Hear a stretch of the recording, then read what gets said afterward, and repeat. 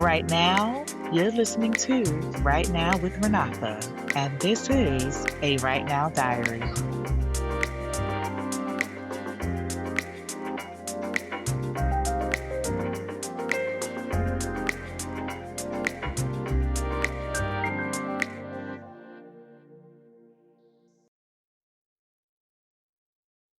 Thursday felt like freedom. Not full freedom, not the pack your bags and go home kind, but freedom all the same. It was the first time I had been outside, not counting ambulance transport since being confined to a rehab. And after weeks of walls, routines, and fluorescent lights, I did not care what we did as long as I was outside. It was 90 degrees, and everyone had been talking about how beautiful the weather was. I had been looking forward to Thursday all week because I wanted to feel the warmth for myself too, not just hear about it. And my friend, God bless him, he did me the honor of taking me out to my doctor's appointment. Now, let me tell you, I went to that appointment with hope, real hope. I was determined to go home. I had been praying about it, asking others to pray, and even posting it on Facebook asking for prayers that this would be the day I would finally be able to go home. In my mind, Thursday was going to be the day. Instead, I got what I call a partial blessing and a major disappointment. My doctor told me I could begin walking on my legs with braces, but only during physical therapy. That was good news. Then came the news I did not want to hear. He told me I could not go home. Not only could I not go home, but my surgery was postponed as well, and my recovery time was extended. I couldn't go home. My recovery time was being extended, but I understood. I didn't like it, but I understood. And instead of seeing him again soon, he told me to come back in 6 weeks. 6 weeks! That meant more rehab, more waiting, more uncertainty, and more time out of work than I planned. So the very thing I had been praying for didn't happen. I was crushed. Just like that. The day I thought might end in freedom turned into another lesson in patience and surrender.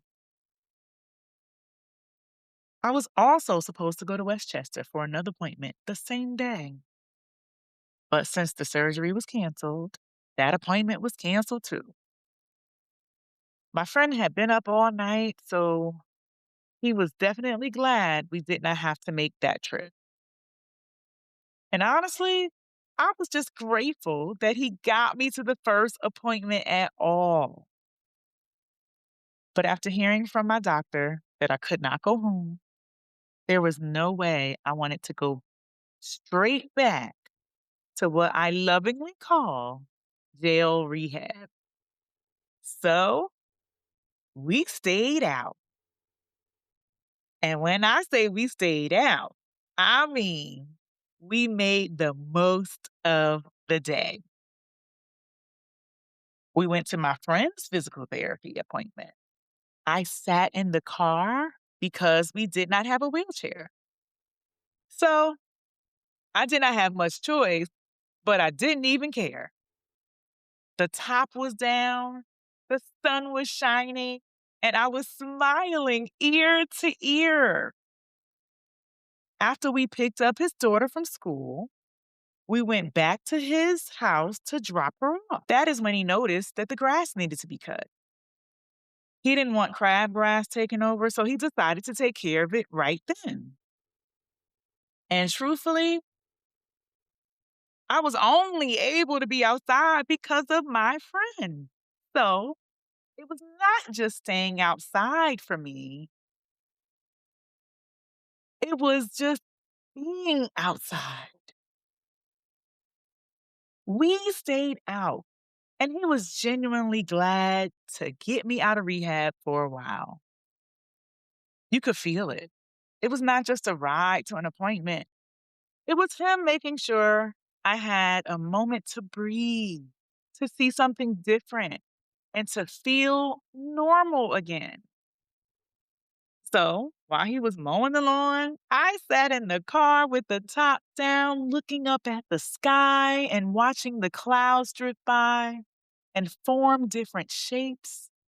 It was hot, but it wasn't unbearable because in that moment, I was not thinking about rehab. I was just outside. And after not being outside for a very long time, sitting in that car felt like a gift. But while I was enjoying that moment, my mind was still working.